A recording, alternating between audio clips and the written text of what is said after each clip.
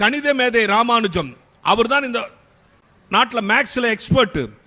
அவரை மாதிரி கணக்கு போட முடியாதுல்ல. யார் யார் நல்லா கணக்கு போட்டா அவர் கணித மேதை ராமானுஜம் சொல்லுவாங்கல்ல. அந்த கணித மேதை ராமானுஜம் இங்கிலீஷில் ஃபெயிலு, 3 தடவை ஃபெயிலு, 3வது தடவை 3 மார்க்கில் ஃபெயிலு. நான் பொய் சொல்லலைங்க. கணித மேதை ராமானுஜம் வரலாற்று எடுத்து படிச்சு பாருங்க. அதனால அவரால் ஹையர் ஸ்டடிஸ் போக முடியல. ஆர்பர்ல ஒரு கிளார்க் வேலைக்கு போயிட்டாரு. கிளார்க் வேலைக்கு போன அந்த ராமானுஜம் உலக அளவில் கணித மேதையாக உருவானது எப்படி தெரியுமா? கிளார்க் வேலை செஞ்சுக்கிட்டே இருக்காரு. ஃப்ரீ டைம்லலாம் ஒரு லைப்ரரிக்கு போவார்.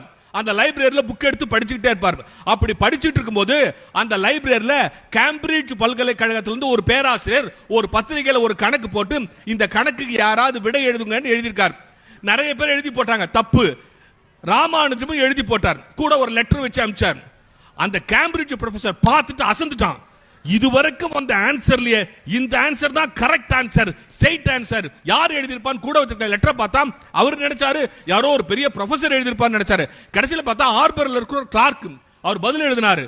இதுவரைக்கும் அந்த ஆன்சர்லயே உன் ஆன்சர் தான் கரெக்ட் ஆன்சர், உன் ஆன்சர் தான் சரியான ஆன்சர், நீ என்ன கிளார்க்கா இருக்குன்னு சொல்லிட்டு ராமானுஜத்துக்கு லெட்டர் எழுதிட்டு என்ன தெரியுமா பண்ணாரு? அவரு மெட்ராஸ் யூனிவர்சிட்டிக்கு லெட்டர் எழுதினாரு. டே மெட்ராஸ் யூனிவர்சிட்டியில் இருக்கிற ப்ரொஃபசரே, உன் கணித மேதைன்னு ஒருத்தர் தேடிட்டு இருக்கீங்களே, அவன் உங்க யூனிவர்சிட்டியில் இல்லடா, யூனிவர்சிட்டிக்கு எதிர்க்க ஒரு ஆர்பர் இருக்கு பார், அங்க கிளார்க்கா வேலை செஞ்சுட்டு இருக்கான்டா, அவனை போய் தூக்குங்கடா, அவன் தாண்டா இந்த நாட்டில் கணித மேதை ராமானுஜம் வெளிநாட்டுக்காரன் எழுதினான். எழுதுனதோடு நிக்கிறேன்.